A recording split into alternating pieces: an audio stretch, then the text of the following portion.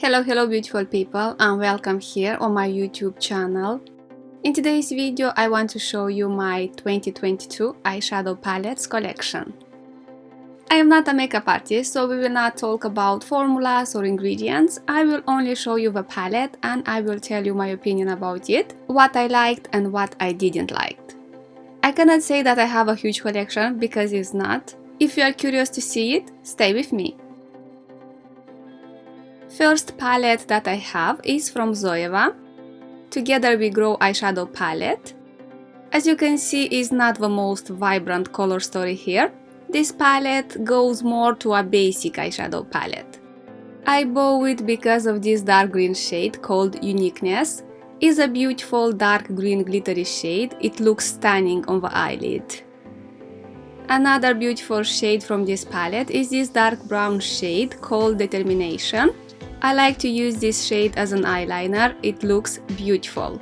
The shades that I didn't like is the shade Wisdom and Perseverance. The problem with these shades is that Wisdom has a red undertone and Perseverance has a warm undertone. Overall, it's a very good eyeshadow palette, very easy to work with, it's beginners friendly, the price point is good. This palette, if I'm not wrong, is retailed for £27. The eyeshadow formula is nice, it blends easily, only good things about it. The next eyeshadow palette from my collection is from Catrice, Crystallized Rose Quartz Eyeshadow Palette. This is how it looks inside. This time we have a more interesting color story. About this palette I cannot say that I have a very good opinion about it. This shade Cheerful, I use it twice and as you can see I almost hit the pan and I don't understand how. The most I like this shade Endless is a beautiful coral shade and here we have the same story. I used this shade twice and as you can see we have a big hole on the pan. Let's swatch a couple of shades. Let me show you this purple shade called Precious, how beautiful it looks. My problem with this palette is with the eyeshadows formula. It's dry the eyelid terrible and adds texture to the eyelid, and this is a huge issue for me. Even if the color story is joyful and the price point is very good, the formula is not amazing.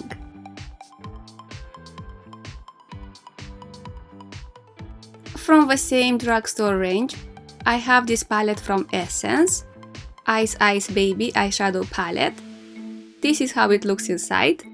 Even if the Essence and Catrice are sister companies, I like more the Essence palette. Well, and this palette has couple of issues. First, I don't understand why they put two dark blue shades and two grey shimmery shades in the same palette. I prefer to have one shimmery and one matte shade from each color.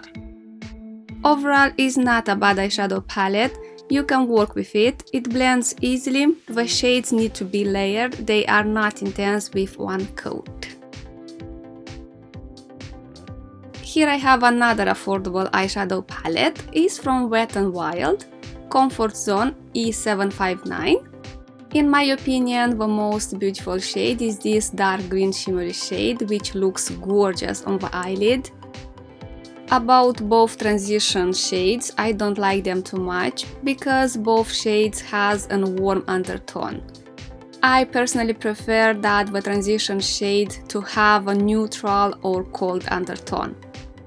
As a general opinion, it's not a bad eyeshadow palette, it's pigmented, it blends easily, but in the same time it dries the eyelids and because of that I don't use it quite often. Next eyeshadow palette from my collection is from Natasha Denona, Minixen palette.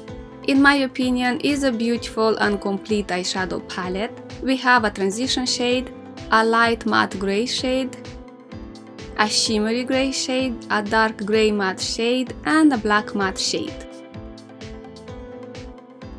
What I like in this palette is the formula, it feels soft on touch, it is a bit dusty too, I will not hide that, but in the same time the shades are opaque. I used this palette so many times and as you can see on the pans it looks like new. Really nice palette, I like it a lot.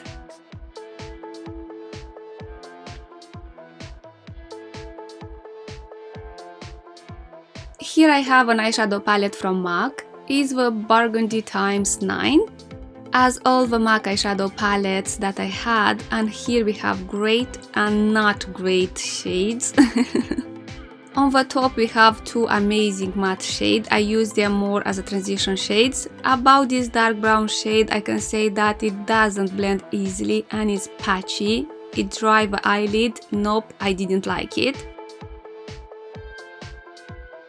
About this satin copper shade, it's lovely. The color looks nice on the eyelid, is pigmented and opaque. This dark shade again is not amazing, the formula is dry, the shade doesn't transfer good to the eyelid. As an opinion, it is a nice palette, but is not my favorite. The next palette is from Charlotte Tilbury. Instant Eye Palette, Smoky Eyes Are Forever. This is how it looks inside. Not all the shades from this palette are amazing. This black shade is not opaque. The brown shade next to it is very intense and it blends hard. The shimmery shade is beautiful and shiny. From the Happy Eyes trio, I don't like the shades, they are too warm for my taste. The most I used and I like Love Eyes and the Power Eyes shades. As a general opinion about this palette, well guys, I cannot say that I changed my opinion about Charlotte Tilbury eyeshadow formula. I still find it too dry and a bit hard to use. The dark matte shades, it blends a bit hard, a lot of fallouts, and the last is the price point. It's too high for what you get. Now let's move to a palette from Nars, Extreme Effects Eyeshadow Palette. I have this palette from my next beauty box and guys, I love it. Even if the shades, well, couple of them, is hard to use daily basis, this doesn't make me to unlike this palette. This is a beautiful transition shade. Next to this light coral shade, they blend easily, the formula is lovely and opaque. Next two shades are a bit similar. The difference is that the darker one from the top has more a satin finish. The problematic shade from this palette is this black shade from the corner. It doesn't transfer well to the eyelid. A lot of fallouts. The formula, it feels nice on touch, is not dry but is not creamy, it's like an oil-based formula.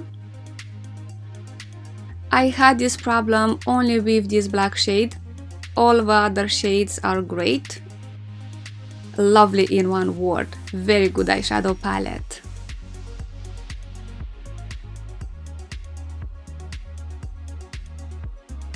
And the last palette from my collection is from Lisa Eldridge, Vega Eyeshadow Palette. This is how it looks inside.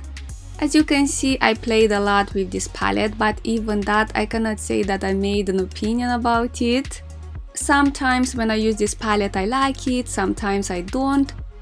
What can I say for sure is that the eyeshadow formulas are nice. You need a bit of extra time to get used with the formulas.